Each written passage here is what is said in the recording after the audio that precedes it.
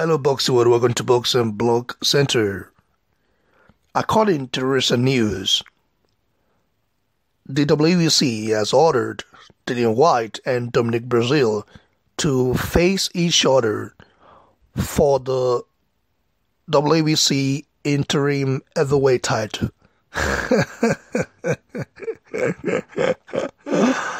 I love in Chinese, Interim heavyweight title. What's that anyway? Why all these organizations keep creating, spare parts, or let's say crap of titles just to deceive the public? I don't know what to say, but I definitely have my own opinion to give. I think it would have been very good if the WBC made it clear, like made the intentions clear, because right now they are talking about the interim title.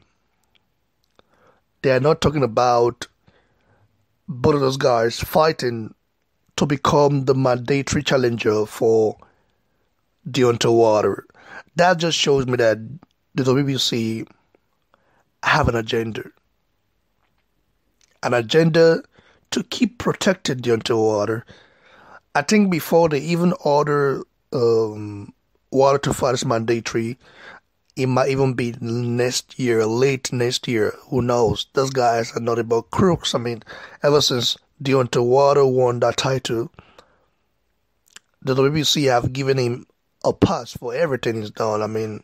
To fight B and C level fighters without having to defend it against a very, solid opponent. And we already know that Dillian Whyte has been wanting to fight Deontay Wilder for a very long time. He's been calling him out. He even offered him $8 million, but Wilder turned it down at that point. What I think is a star now. He's going to realize that if there is no Tyson Fury fight, there's no way he can make as much money as he will against Fury. Joshua makes such money regardless with anyone, because Joshua is a natural born star. Deontay Wilder is a fabricated personality. He's a fabricated guy. So a guy fabricated to overtake the other division. Like to take the division back to America. I have to tell you something, by the way, guys. For example, let's just say, okay, ask yourself, why has the WBC given Deontay Wilder so many passes, so many chances, so many opportunities? Allowed him to fight B-level fighters without trying to make him fight a solid mandatory challenger. Well, that's because the WBC wants there to be an American champion, which is logical because America used to be a very huge boxing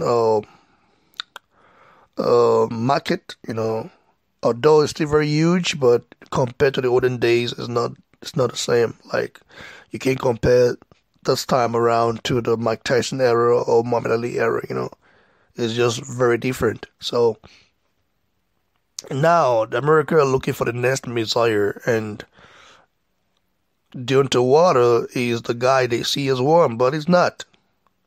He's gonna get a hold soon, or maybe.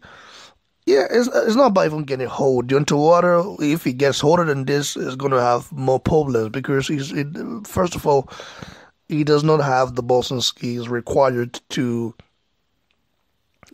stay at the top for a long time. That's the problem with him.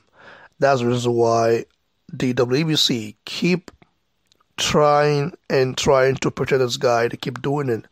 The WBC are very corrupt. Marcin Suleiman, he's nothing but a corrupt man, a guy who sits on his couch eating pies and all this stuff, And I don't know. I don't want to. I don't want to. Insult anyone, but I just feel like these so-called boxing organizations are like the mafia.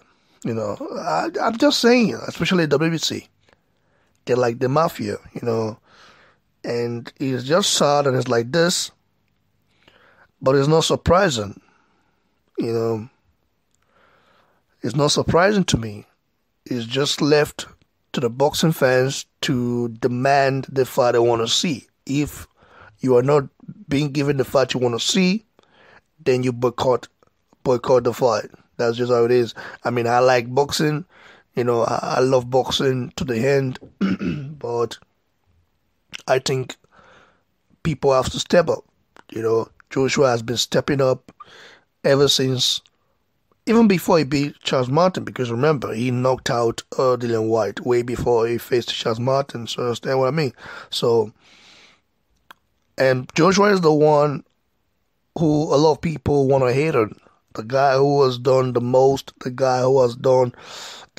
in less than 22 fights, and this same guy is the one people call names and say he's talking water. A Water who has only fought two good fighters, Tyson Fury and Luis Ortiz. So it's just kind of surprising. But what do I think about this particular fight between Dominic Breazeale and Dillian Whyte? I think it's going to be a very interesting fight. Dominic Breazeale has got a hell of a chin. Whyte has the advantage because Whyte has been more active.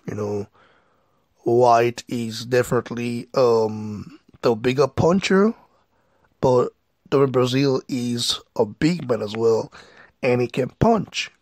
I'm not saying he's a bigger puncher than Dillian Whyte, but he can punch, and one thing you cannot question is that he's got heart.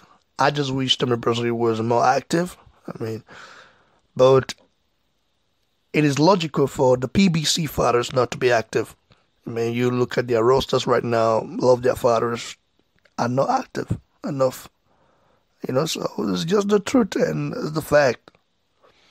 Anyway, this is good news. This will be a very interesting fight, and if it gets made, it'll be very interesting, but I don't know where the fight is going to happen.